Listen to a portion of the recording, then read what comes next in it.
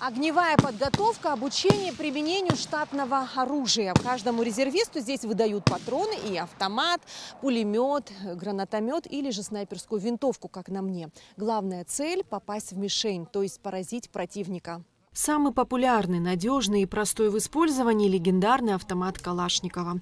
Пулемет предназначен для ведения непрерывного огня. Гранатомет для стрельбы гранатами. Снайперская винтовка – оружие точной стрельбы на дальние расстояния.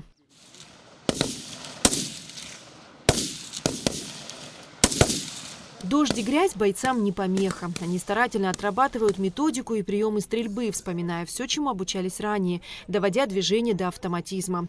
Огневая подготовка проходит под руководством военнослужащих с боевым опытом. Рота Замостянского края, все гудаутские уроженцы, они вот так вот частенько принимаем участие в подготовке военных всяких учений.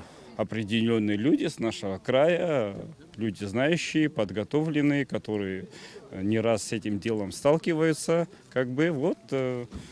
они нас и подготавливают, и обучают, инструктора наши, вот так вот. Ну как вы оцениваете? Оценивая положительно, очень хорошо. Самое главное, дух наш абхазский, Все нормально будет.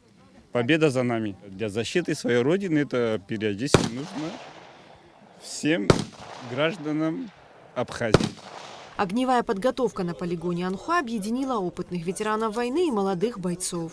Сегодня, согласно приказу министра обороны, проводятся стрельбы с 2-м батальоном 6-й бригаде резерва. Боевые стрельбы проводятся по итогу занятий, которые они проводили до этого.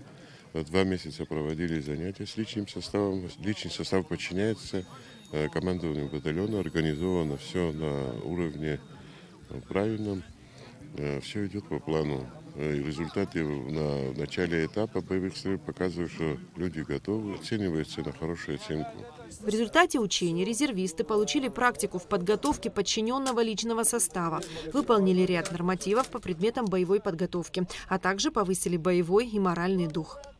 Эсма Гуланце, Заур Кварчия, Абхазское телевидение.